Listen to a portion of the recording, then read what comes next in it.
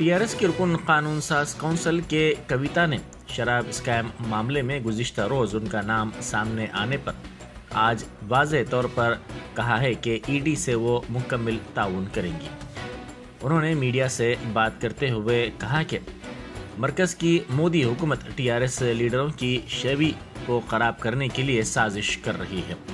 उन्होंने कहा कि वक्फे से टीआरएस के कायदीन के मकानात पर धावे किए जा रहे हैं। उन्होंने कहा कि गुज़िश्ता 8 बरसों में नरेंद्र मोदी हुकूमत ने मरकजी एजेंसियों ईडी और आईटी का गलत इस्तेमाल करते हुए 9 रियासतों में मुंतखब हुकूमतों को बेदखल किया है। उन्होंने कहा कि किसी भी रियासत में असम्बली इंतखाबात से 1 साल पहले मोदी की हिदायत पर ईडी पहुंच जाती है। चूँकि आइंदा साल दिसंबर में तेलंगाना में इंतखाबात होने वाले हैं, इसीलिए ईडी तेलंगाना में भी आ गई है। उन्होंने टीआरएस कैडर से ख्वाहिश की कि वो इन झूठे मुकदमात के बारे में फिक्रमंद हरगिज ना हों।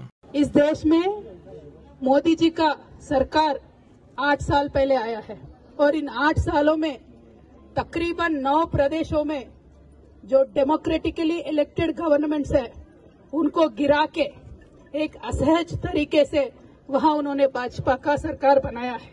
ये हम देख रहे हैं इस देश में क्या हो रहा है और ये आज देश में बच्चा बच्चा जानता है कि किसी भी प्रदेश में इलेक्शन होने वाला होता है वहां मोदी से पहले ईडी पहुंच जाता है। तो आज तेलंगाना में भी यही हुआ है, कुछ नया नहीं है। अगले साल हमारे यहाँ हमारे प्रदेश में इलेक्शन है तो मोदी जी के आने से पहले ईडी वाले आ गए। हमने उनका स्वागत किया, हमने कहा हर तरीके से आपको कोऑपरेट करेंगे। फिर भी ये जो cheap tricks Bharatiya Janata party play करती है, मीडिया में लीक दे दो, नेता के रेपुटेशन खराब कर दो, मैं बोलना चाहती हूँ मोदी जी से विनम्रता से, मोदी जी अगर आपको जेल में डालना है तो डाल लो, कोई टेंशन नहीं, चले जाएंगे, लेकिन लोगों के लिए काम करना नहीं छोड़ेंगे।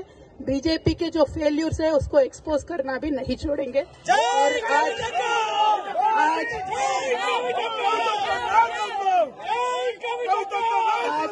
तेलंगाना प्रदेश में केसीआर साहब के सदारत में बहुत अच्छे तरीके से सरकार चल रही है। आप इस सरकार को गिराने के जितने साजिश आपने किया है वो लोगों ने देखा है, क्योंकि